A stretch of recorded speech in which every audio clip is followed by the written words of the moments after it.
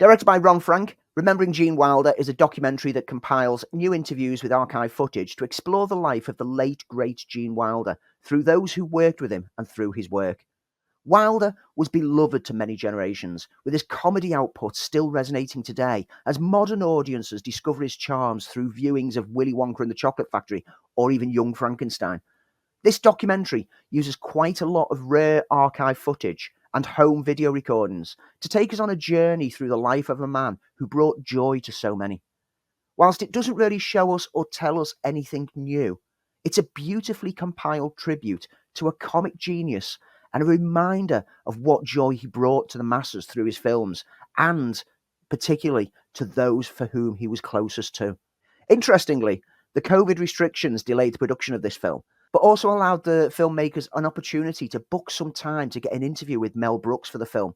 And it's with these moments, as Brooks speaks of his partnership with Wilder over the years, how they worked so well together, that the real magic and charm of this documentary comes to life. The film covers his faith, his writing, his comedy, and indeed the loves of his life. And this is an essential watch for anyone who has ever loved even just one of Wilder's films. For those who have never seen Wilder in a film, then you should watch this to see what absolute genius you're missing out on and what we all miss today.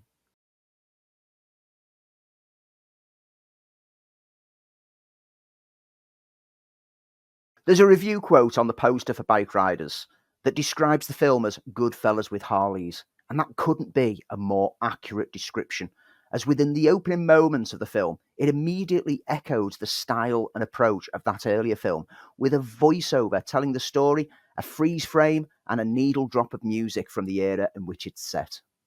Bikeriders is inspired by the photo book by Danny Lyon, a photojournalist who followed the Outlaws Motorcycle Club, snapping iconic pictures with them whilst recording their stories to capture the real people and their reasons for banding together. Nichols's film semi-fictionalizes the tale, swapping the biker gang name to Vandals, as it gives insight into the small group of motorcycle enthusiasts whose ranks grew over the years and expanded out of control of the original idea.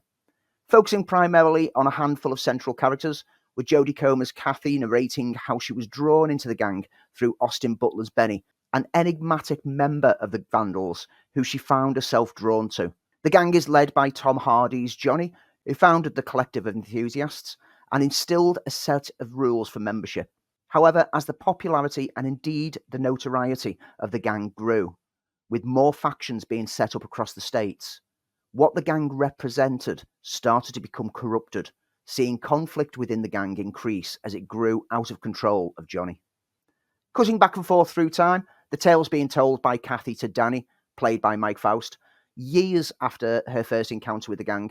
and it plays out as a nostalgic remembrance of the rise of the Vandals and her life with Benny, cutting back and forth as we're easily drawn into the tale. Much like Goodfellas, most of the characters are not what you'd consider nice people, but their moral code makes you kind of root for them, despite the lawlessness that they demonstrate. All of this is obviously aided by the very strong casting choices and the approach that is taken with the characters. They're depicted as just flawed humans, and we glimpse moments of their lives away from the gang to see how they are in their domestic lives just like everyone else.